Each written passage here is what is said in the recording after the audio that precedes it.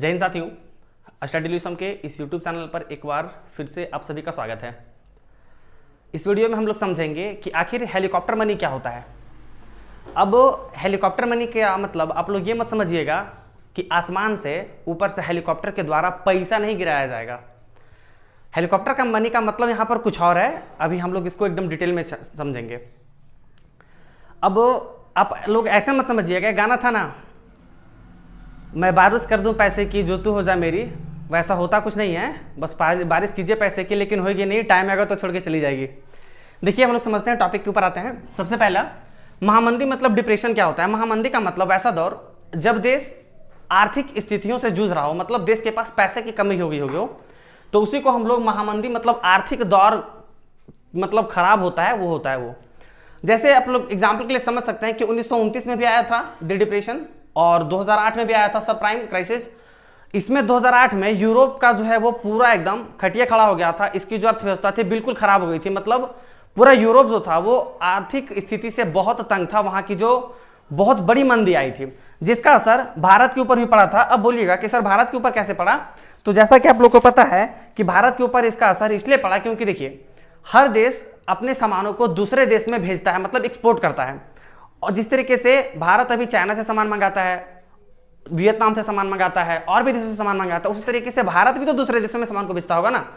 तो 2008 में जब यहाँ पर महामंदी की स्थिति आई थी, तो उसमें भारत अपने सामानों को बेच नहीं पा रहा था, तो जिसके कारण पूरे यूरोप के साथ साथ भारत की भी जो आर्थिक स्थिति थी वो थोड़ी सी खराब हो गई थी।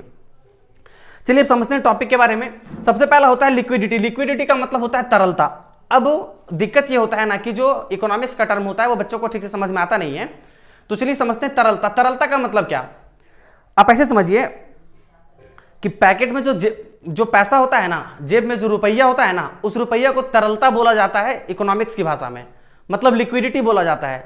आप ऐसे समझिए कि अगर आपके पास ज्यादा तरलता है, मतलब आपकी जेब में अगर ज्यादा पैसा है, तो अगर आप मिठाई के दुकान पर भी जाइएगा तो मोल भाव नहीं कीजिएगा, और जितना वो बोलेगा आप वैसे ही दे दीजिएगा।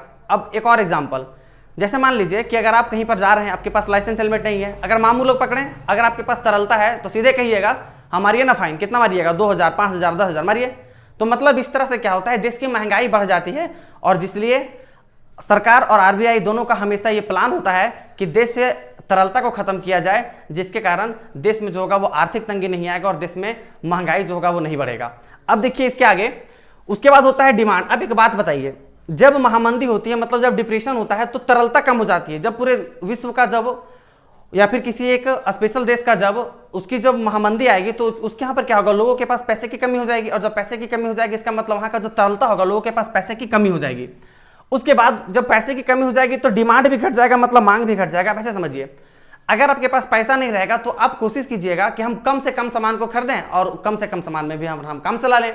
तो इसी तरीके से जब महामंदी आई तो सबसे पहला लिक्विडिटी मतलब तरलता गिर गया, मतलब पैसे की कमी हो गई, और उसके बाद वहां पर सामानों का मांग गिर जाएगा, मतलब उसका डिमांड कम हो जाएगा, और जब डिमांड कम होगा तो प्राइस भी कम हो जाएगा। जैसे आप ऐसे समझिए कि मान लीजिए कि अगर आपके पास पैसा नहीं है तो आप सामान नहीं खरीदिएगा, और भी लोगों के पास नहीं है तो वो लोग भी सामान को नहीं खरीदेंगे, और जब सामान को नहीं खरीदेंगे तो इसका मतलब क्या हुआ कि बाजार में जो है वो सामान का डिमांड कम हो जाएगा, मतलब मांग कम हो जाएगा। अब दुकान वाले भी परेशान। जैसे ऐसे समझिए, अगर बोलेंगे कि कोई एक दुकानदार है, उनका नाम वो मिश्रा जी हैं, अब बोलेंगे ए मिश्रा जी देखिए, वो सोचेंगे कि अब मेरा सामान वो बिक कहीं नहीं रहा है, मतलब डिमांड कैसे मेरा कम हो गया, तो उसको लगेगा ना कि लगता है कि हम थोड़ा सा दाम बढ़ा दिए हैं इसलिए मेरा सामान नहीं बिक रहा है, तो अब इसको थोड़ा सा हम दाम को कम कर देते हैं, और जब दाम को कम करेंगे इसका मतलब मूल्य भी कम हो जाएगा। मतलब ऐसे समझिए कि जब कहीं भी महामंदी आती है तो उसका मतलब लिक्विडिटी मतलब तरलता गिर जाएगी, वहां पर सामान का मांग गिर जाएगा, वहां पर दाम गिर जाएगा, और उसके बाद जो ग्रोथ होगा वो ग्रोथ भी कम हो जाएगा। यहां पर ग्रोथ कहने का मतलब यह है कि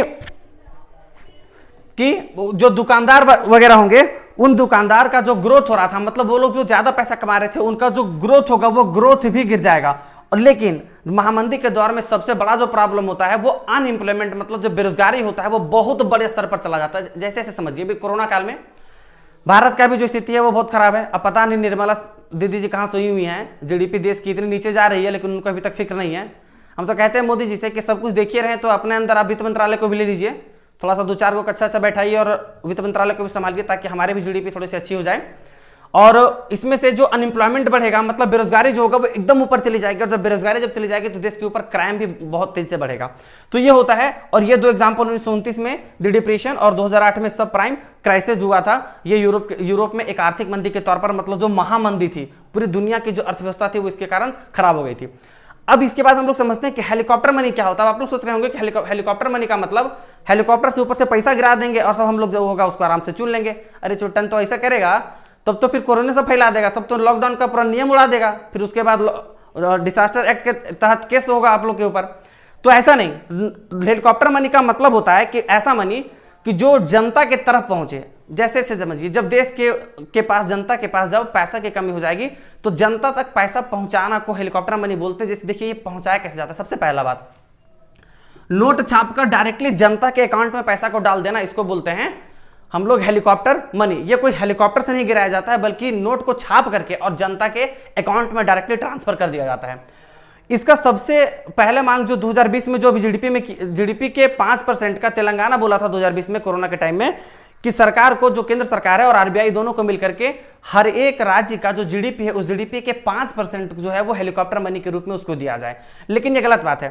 किसी भी देश को अगर बर्बाद करना हो ना तो उसको जो है वो हेलीकॉप्टर मनी के तहत जो है वो ले आइए। अब ऐसे समझिए कि इसको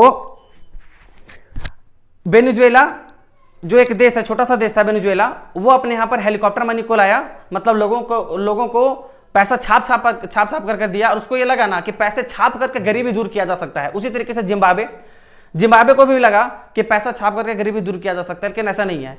पैसा छाप करके गरीबी दूर किया जाना ये सबसे बड़ी बेवकूफ़ी वाली बात है। कि किसी देश को बर्बाद करना है तो पैसा छाप करके अब गरीबी दूर करने का बात कीजिएगा, ये इम्पॉसिबल वाली बात है। किसी भी देश का गरीबी पैसा छाप करके दूर नहीं किया जा सकता है। अब उसी तरीके से क्वेश्चन एक बार छोटा सा बच्चा लोग पूछता है कि वेनेजुएला क्या है, तो आप लोग सुने होंगे कि वेनेजुएला में ना रोटी का पेड़ पाया जाता है। रोटी का पेड़ एक्चुअली वो रोटी नहीं होता है, एक पेड़ होता है जिसमें से एक फल उसका जो होता है वो रोटी की तरह गोल गोल आकार का होता है, जिसको तवा पर सेक करके खाया जाता है। इसलिए लोग उसको बोलते हैं कि रोटी का पेड़ वेनेजुएला में पाया जाता है। अब मोदी जी से एक शिकायत, मोदी जी बोले थे कि 15 लाख रुपया देंगे। पता है मोदी जी 15 लाख कहां बोले थे? वो यही हेलीकॉप्टर मनी की बात कर रहे थे कि सबके अकाउंट में 15-15 लाख रुपया। अब देश तो बर्बाद हो जाएगा, हालांकि दिए नहीं। मोदी जी को इस उम्मीद के साथ तो वोट दिए थे कि 15 लाख और 2 करोड़ नौकरी मिलेगा, लेकिन मिला नहीं आजकल। देखिए अब उसके बाद हेलीकॉप्टर मनी, अब ऐसे समझिए कि इसमें से आखिर क्या हो सकता है। हेलीकॉप्टर मनी मान लीजिए अगर देंगे तो क्या होगा? वेनेजुएला तो तबाह हो गया, सोचा कि गरीबी नोट छाप करके दूर कर ले, लेकिन हुआ नहीं उसका। सेम उसी तरह से स्थिति जिम्बाब्वे का हो गया। अब ऐसे समझिए कि आखिर क्या करना चाहिए। तेलंगाना जब 2020 में जीडीपी का अगर 5% अगर वो हेलीकॉप्टर मनी के रूप में अगर मांगा, तो सरकार को पैसा ना दे करके उसको एक चीज करना चाहिए। सरकार को राज्य सरकार को पैसा दे देना चाहिए। मतलब जो केंद्र सरकार है वो राज्य सरकार को पैसा दे दे और उससे ये कहे कि लोगों को पैसा नहीं प्रोवाइड करवाइए, लोगों को अनाज दे दीजिए, उनकी जरूरत का सामान दे दीजिए, ताकि लोग अपने जरूरत के सामान को खरीदें। उनको पैसा से क्या मतलब है? उनको जरूरत से मतलब है ना। अभी मतलब घर में चावल दाल आटा हो, बहुत सारे लोग भूख से मर रहे हैं, तो वैसी स्थिति कम से कम नहीं हो, तो लोगों को डायरेक्टली अकाउंट में पैसा ट्रांसफर ना करके लोगों को जरूरत का सामान दे देना चाहिए।